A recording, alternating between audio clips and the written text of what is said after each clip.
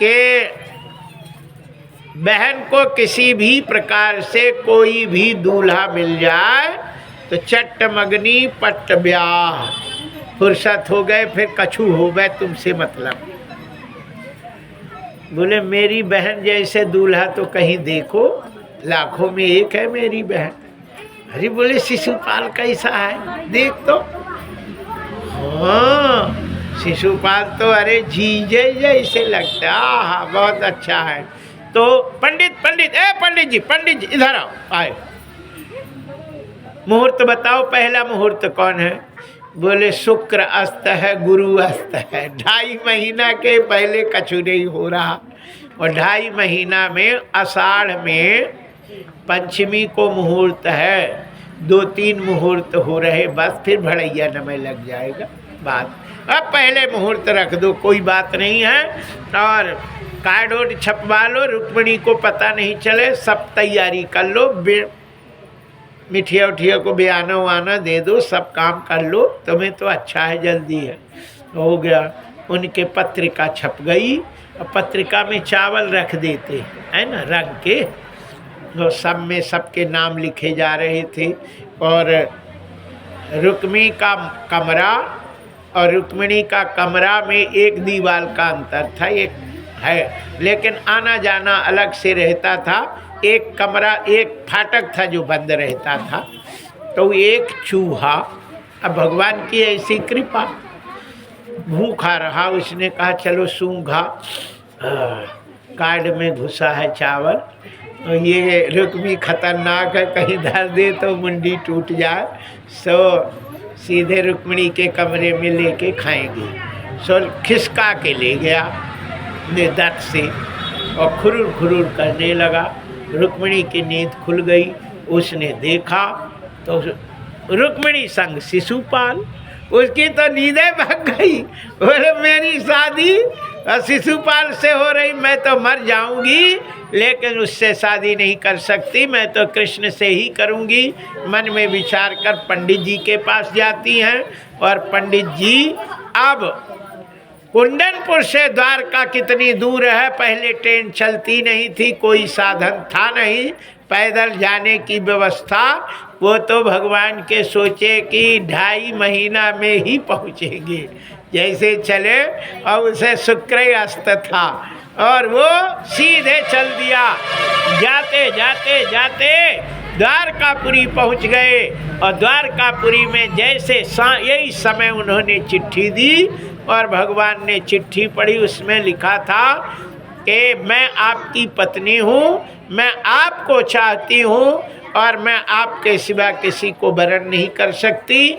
हम लड़की हूँ, लड़की जो चाहे वही मान्य होता है, हमें संसार से नहीं लेना, हम तो तुमसे, यदि शिशुपाल ने हमें छू दिया तो मैं अपना प्राण दे दूंगी, और मेरे प्राण का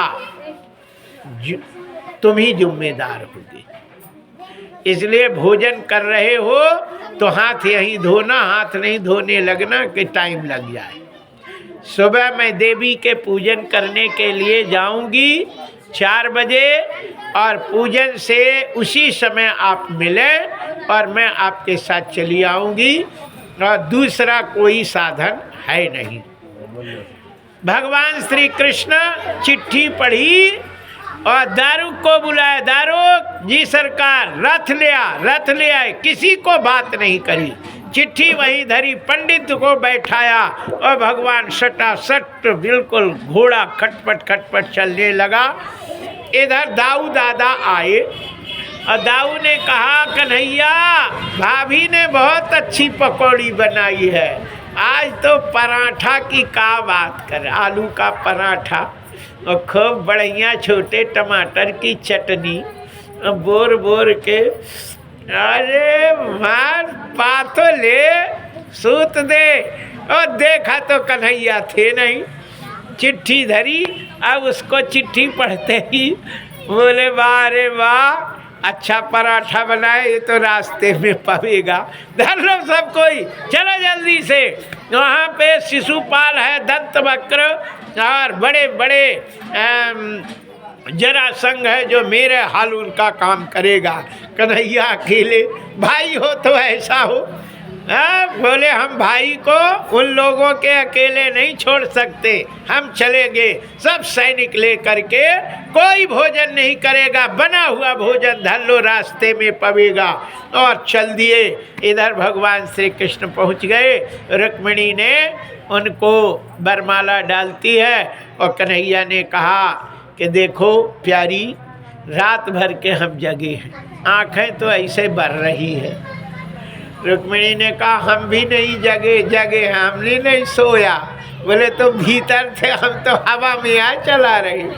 मेरा सारथी भी थक गया, कुछ देर के लिए तुम रथ चलाती तो थोड़ा हम लोग आराम कर लेते, फिर हम चलाएंगे, तुम बैठना। बोले इतना तो हम चलाएंगी। रुक्मिणी को बैठा दिया रथ में और ये आराम करने लगे। रुक्मिणी ने टाप लगाई और चल दी, द्वारका के तरफ दिशा कर लेती।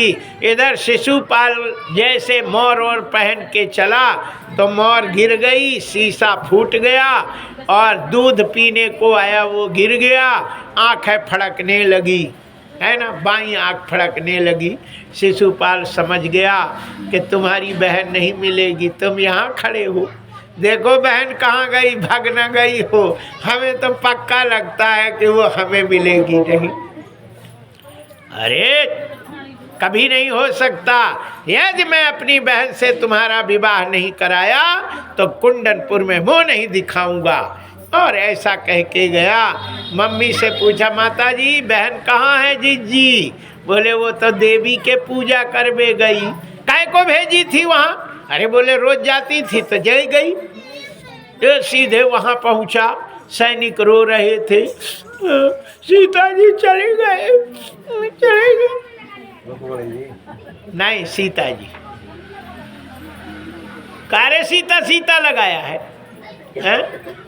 अरे धनुष टूट गया, राम जी आए थे सीता ले गए। अरे बोले मेरी बहन कहाँ गई? अरे बोले वो तो हमें ऐसा नाटक किया कि जैसे सीता का विवाह, हमें क्या पता कि रुक्मिणी है, नहीं तो हम तो हड्डी तोड़ देते और ले जाने नहीं देते हमें। अरे बोले वो तो छलिया है, नाटकी जादूगर, उसने ऐसा जादू फैला दिया कि तुम सब लोग पागल हो गए, इतनी सैनिक रहते हुए और मेरी बहन। अरे हम तो सीता जाने, इसलिए हमने कहा कि वो तो धनुष टूटा, उन्हें हमने ले जाके संभलवा के चढ़वाया।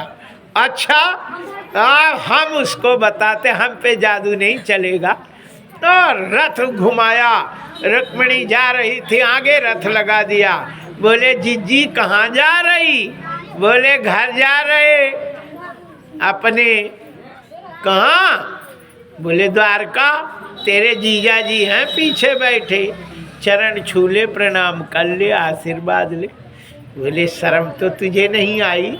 हमारी मुल्कुल नाक कटवा के जा रही, हमें लोग क्या कहेंगे? हम तो जीजा उनको बनाए शिशुपाल को, और तू ये भगोड़ा छलिया को साथ जा रही। हाँ तेरे में जब हमारे सैनिकों में सीता मान रहे, वो लोग रो रहे और किसी ने रोका नहीं। आज मैं इसकी सारी लीला खत्म कर देंगे, सारे जादूगरी। हट बैठा सो रहा और कोई रथ चलाने को लगा दिया। कृष्ण ने कहा कौन है रे? बोले कि हम हैं। बोले पागल, तेरी बहन हमें भगाए ले जा रही है, बहन का दोष हम पे दे रहा, रथ को चला रहा, वो मोड़ लेती घर चली जाती। बोले तूने तो ऐसी जादूगरी करी कि कोई तेरे जादू में जैसे तू चलता है, तो रिमोट जैसे काम करता है, जैसे वो नहीं एक होते वो हेलीकॉप्टर ऊपर रिमोट से चलाते, तो सबका सबके दिमाग रिमोट से चलता, तेरा जिधर चाहता उधर जाना पड़ता, लेकिन मेरे पे नहीं चलेगा। भगवान ने बैठे बैठे उसके सारथी को मार दिया, उसके घोड़े मार दिए, उसके धनुष तोड़ दिया, सब कर दिया, और सुदर्शन चक्र जैसे निकाला। बोले राम नाम सत्य कर देंगे। और रुक्मिणी ने देखा तो घबरा के और चक्कर खा के गिरने लगी।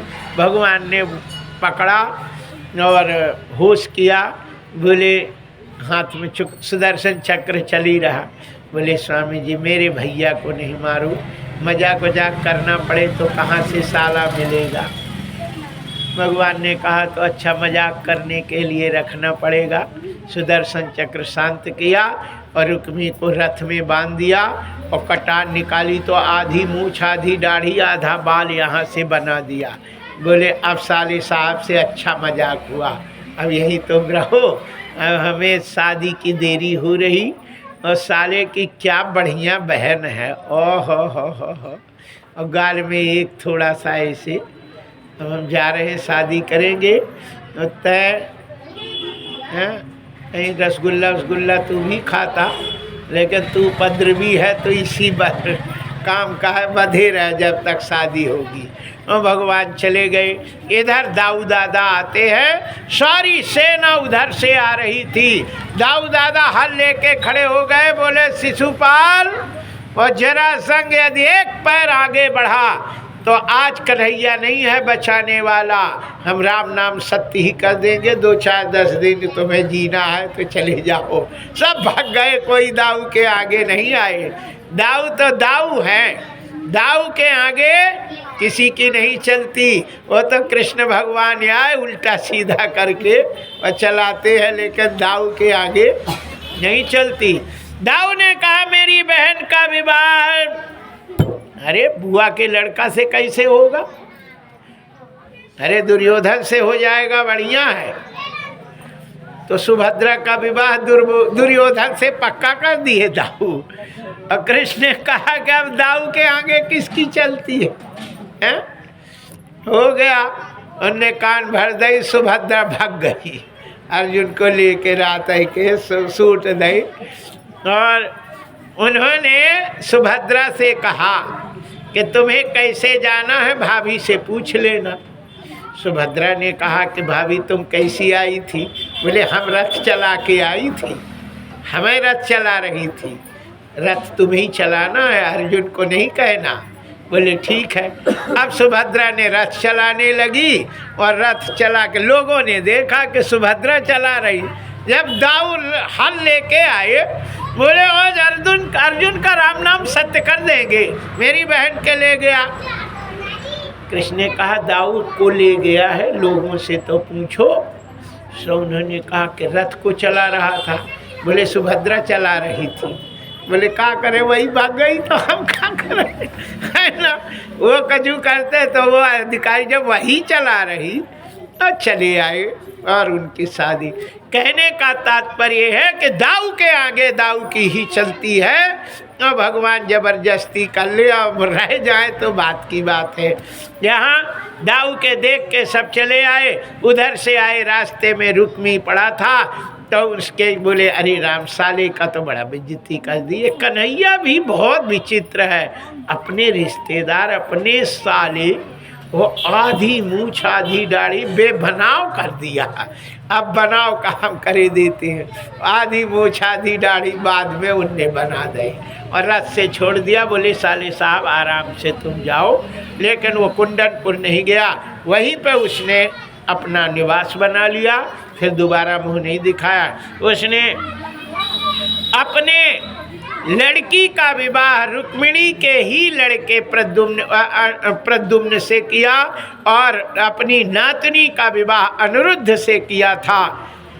उस विवाह में फिर दाऊ दादा ने उसका वध कर दिए थे। लंबी कथा है, फिर हम बताएंगे। लेकिन यहीं पे आइए, यहाँ रुक्मिणी जी यहाँ आती हैं और उनका विवाह यहाँ हो चुका है। केवल अब पाँव पखारना है ना। तो ये जजमान तो पखार चुके हैं, आप सब लोगों को पाँव पखारना हो जिन्हें, तो ये सब है, पाँव पखार ले। तब तक विवाह गीत 1-2 होंगे। बोलिए बाके बिहारी लाल की जय। जिन्हें और पाँव पखारना है तो पखार लो, सब है। जय जय। हो ऐसा लगता है जैसे संसार की शादी है, आज मेरी शाम की शादी है, आज मेरी शाम की है, आज मेरी शाम की शादी है, आज मेरी शाम की ये आज मेरी शाम की शादी है। और भी लोग ले आए थे और यहाँ पे पाव पखारना है, जिन्हें पखारो। बोलिए बाके बिहारी लाल की जय। आज मेरी शाम की शादी है, आज मेरी शाम की शादी है, आज मेरी शाम की शादी है, आज मेरी शाम ये आज मेरी शाम की शादी है, आज मेरी